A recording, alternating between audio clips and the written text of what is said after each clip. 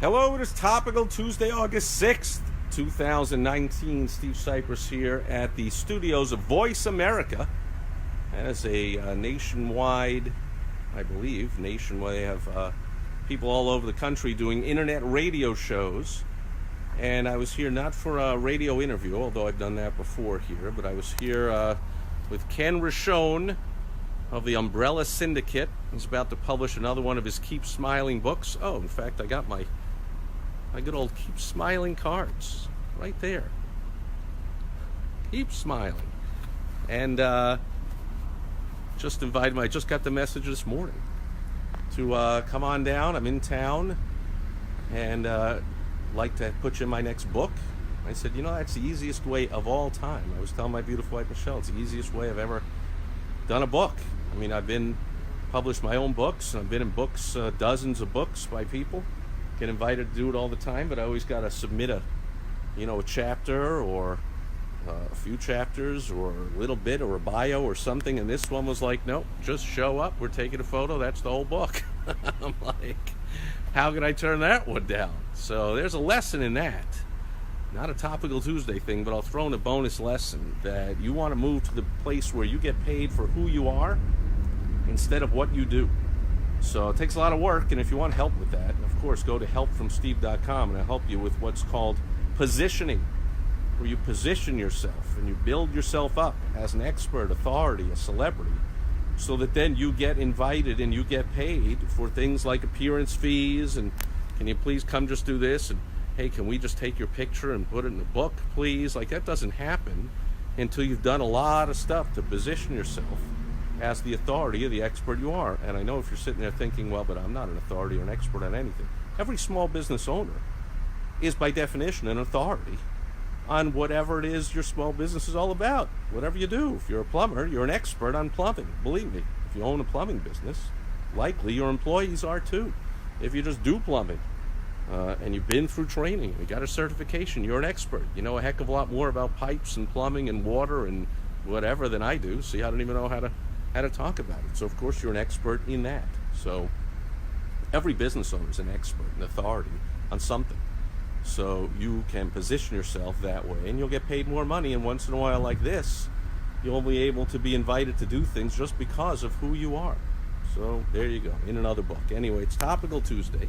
And last week, Donald Trump nominated, finally, somebody to fill a vacancy in one of his cabinet members. How ridiculous. I mean, how many members are there of the cabinet? I mean, why is this person, the head of the Small Business Administration, a member of the cabinet? What kind of advice is this person ever giving to the President of the United States? Give me a break with this big government that keeps getting more big and more useless. But the SBA, I mean, small business owners, if I was going to just tell you straight out, the number one thing we'd want from the government is to get the heck out of the way. And Trump has done a lot of that, which is the main reason the economy is booming, is cutting all the regulations, freeing us up to just produce and help people and solve problems without all the regulations saying what we can't do, and the paperwork and the forms and the rules and the regulations and all that crap that's meant, of course, to hurt competition, to hurt innovation. That's what regulations are for. The biggest companies love regulation because it keeps people out of their industry so that you can't start something up. So for instance, cab companies with Uber, they're all for government putting in all kinds of new regulations about what ride-sharing services can and cannot do, and where you can and cannot pick people up, and where you can and cannot drop them off, and this and that, and fees, and what. Of course, because the cab companies are invested and have businesses for a long time, and they don't like innovation. They don't want anyone coming in, so they want lots of big government regulation. Well, Trump has cut a lot of that out, freed us up, and we are be able to build businesses, which of course means we hire people, we produce goods and services that people buy, and the economy booms. That's not really what this is about. The Small Business Association, as long as it exists, might as well do some good. I mean, I could talk to 100 small business owners right now. I'm in an office park, and I can walk in and talk to the owner of every one of these businesses. Have you ever availed yourselves of any benefits from the Small Business Association? And likely 100 of them would say no. But the main thing that Small Business Association I'd love to see And I don't remember the name of the new person. I know the person who, I think she left way back in January. So it's been, whatever, 7-8 months with no SBA director, which again is fine for small business owners. We don't really care. But that was Vince McMahon's wife from the Worldwide Wrestling thing. And so she did that for a couple of years and said, I'm out. And Trump left the thing vacant, which again is fine with all of us. But the news today of Topical Tuesday is, I think last week, Trump finally nominated somebody new for the position. And if there's anything I'd like to see happen, it's the SBA loan program, which is a nightmare and a disaster. There is billions of dollars available to be loaned to businesses. Face it, business needs cash. Cash is the lifeblood of a business. So when you're first starting up a business, you've either got to have money, or you've got to be able to very quickly sell stuff and generate money. And if you're not my client, or someone who knows what they're doing, that's very rare. You're likely not going to know how to do that one. And the third way is you got to borrow money. And so the SBA comes along and says, hey, we got all this money from the federal government. We're going to make it available in loans for small businesses. But you still got to go through a bank. And the banks hate these loans. So that's the one thing I'd love to see the SBA fix the loan process. Because banks hate making these loans.